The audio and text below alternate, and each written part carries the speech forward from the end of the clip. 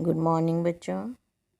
संख्या पद्धति की 1.3 एक्सरसाइज तक हम कर चुके हैं। एक्सरसाइज 1.4 कट है, ये एग्ज़ाम्स में नहीं आएगी। आज हम करते हैं एक्सरसाइज 1.5 के एग्ज़ाम्पल। सबसे पहले करेंगे एग्ज़ाम्पल 12। जांच कीजिए कि 7√5 7/√5 √2 + 21 π-2 अपरिमेय संख्याएं हैं या नहीं। जांच करनी है तो पूरा सॉल्व करके दिखाना पड़ेगा हमें इसको। सॉल्यूशन शुरू करते हैं इसका। सबसे पहले तो ये तुम्हें निकालना आता है, ये √5 की वैल्यू होती है 2.236 ... √2 की वैल्यू 1.4142। या तो निकाल के देख लो, अगर टाइम नहीं है, एक नंबर में क्वेश्चन आ रहा है तो इस वैल्यू को याद कर लो 1.4142, ऐसे याद कर लो। √2 की वैल्यू होती है 1.4142। इसी तरह से पाई की वैल्यू होती है 3.1415 ...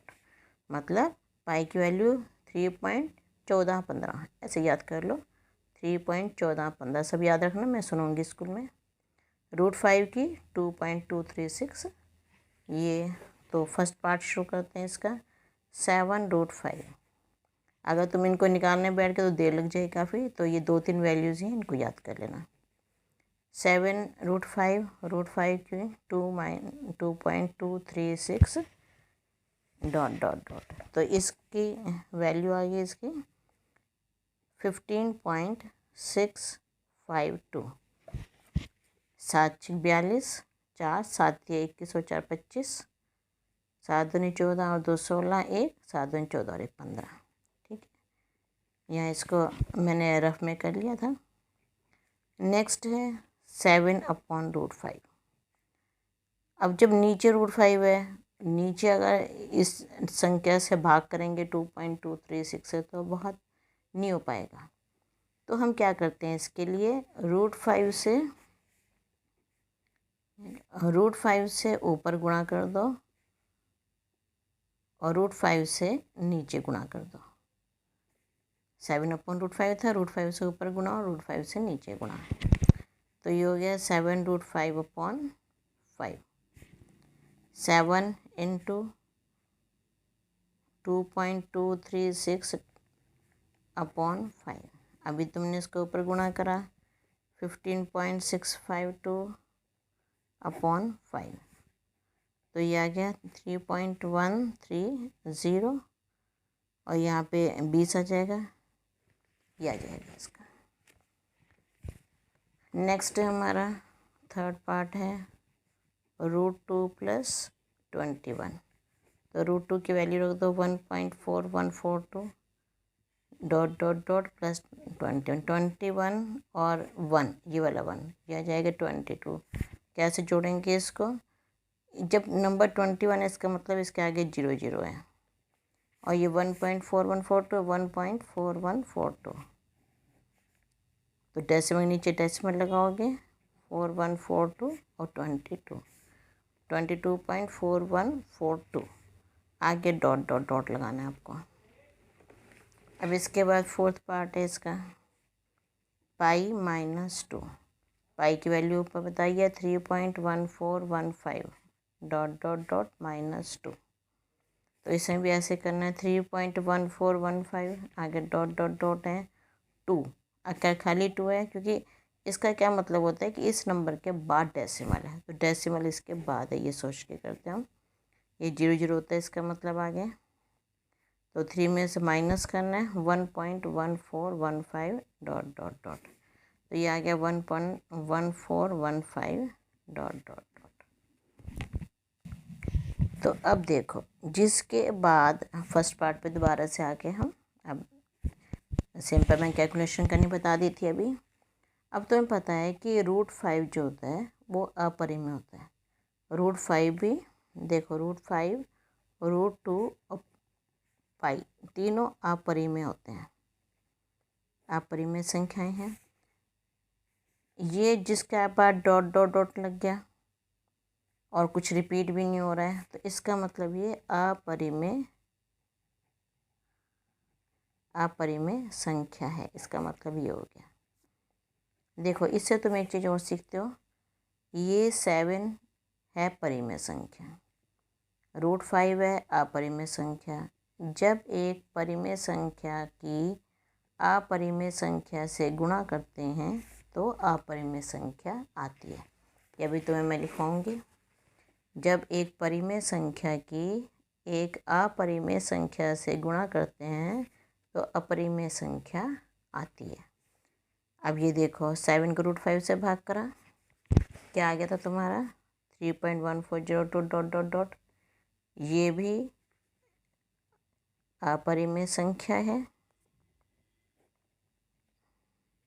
यहाँ भी देखो कि एक परिमेय संख्या को अगर हम अपरिमेय संख्या से भाग करते हैं तो जो हमें संख्या मिलती है वो अपरिमेय संख्या मिलती है। अभी ये सब ये लिखवाऊंगी, समझा रही हूँ भी।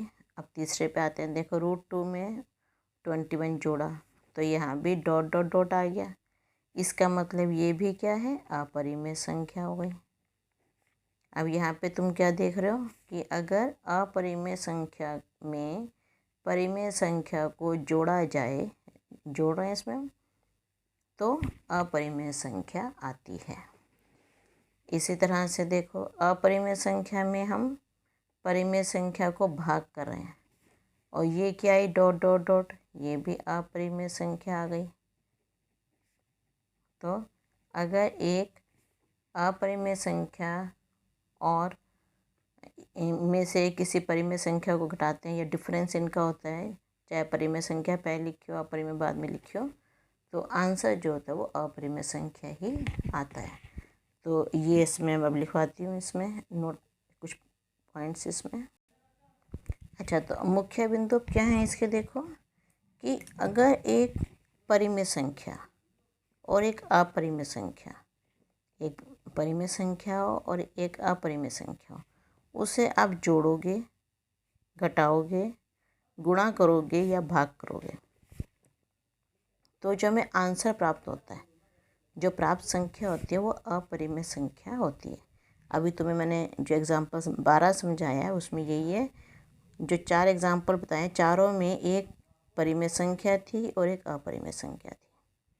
एक में जोड़ा, फर्स्ट वाले में तो गुणा था 7√5, दूसरे वाले में भाग था 7/√5, तीसरे वाले में जोड़ना था √2 + 21 और चौथे वाले में घटाना था π-2। तो चारों में जो हमें आंसर मिला वो अपरिमेय संख्या मिला था। तो ये रूल याद रखो। नेक्स्ट टाइम एग्जाम्पल करते हैं। एग्जाम्पल 13, 2√2 + 5√3। इसमें जोड़ना है हमें √2 - 3√3, इसको जोड़ना है। तो ये जो √2 है और √2, ये पहले इन दोनों को इकट्ठा रख लेंगे। 2√2 + √2, इन दोनों को इकट्ठा कर लिया। √3 ये है, √3 ये है, इन दोनों को इकट्ठा कर लिया। 5√3 - 3√3। अब देखो, इन दोनों में से √2 को हम कॉमन ले लेंगे तो 2 + 1 √2, क्योंकि √2 अगर बाहर निकल गया तो यहाँ इसकी जगह 1 बचेगा। यहाँ से √3 को कॉमन ले लो, बाहर निकाल दो √3 को।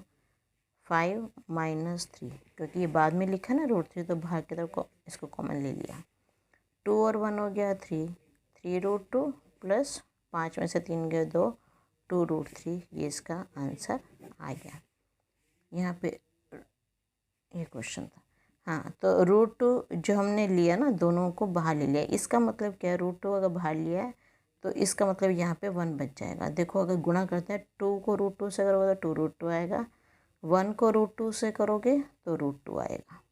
तो ये बाद में लिखे थे इसलिए मैंने बाद में कॉमन लिया है। यहाँ भी √3 बाद में लिखा है तो इसको मैंने बाद में कॉमन लिया है। तो ये आपका आंसर आ जाएगा।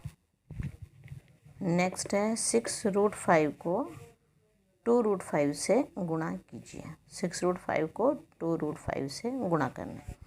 देखो, ये 6 और ये 2, इन दो को इकट्ठा लिख देंगे और रूट वाले इकट्ठे लिख देंगे।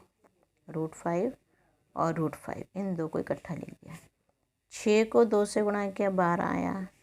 √5 को √5 से गुणा करोगे, किसी नंबर के रूट को उसी नंबर से गुणा करोगे तो बस रूट हट जाएगा, 2 को गुणा करने पे रूट हट जाएगा, ये 5 आ जाएगा।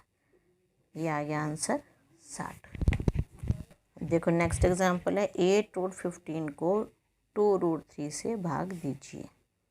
करते हैं इसको 8√15 अपॉन 2√3। इसको कैसे लिखोगे, 15 को हम 2 हिस्सों में तोड़ सकते हैं, 5 × 3 अपॉन √3। इसको फिर से कर सकते हैं हम 8, इन दोनों को अलग अलग कर देंगे, √5 × √3 अपॉन √3। √3 से √3 कैंसिल हो गया तो आ गया आंसर 8√5। ये इसका आंसर आ जाएगा। इन सब उदाहरण की प्रैक्टिस कीजिएगा, इम्पोर्टेंट हैं सब उदाहरण, कोई भी छोड़ना नहीं है आपको। ये सब उदाहरण भी एग्जाम्स में आते हैं। और आपके जिन फ्रेंड्स ने अभी तक काम करना नहीं शुरू करा है उन्हें बता देना, ताकि वो भी अपना होमवर्क पूरा करें सर। Okay, thank you.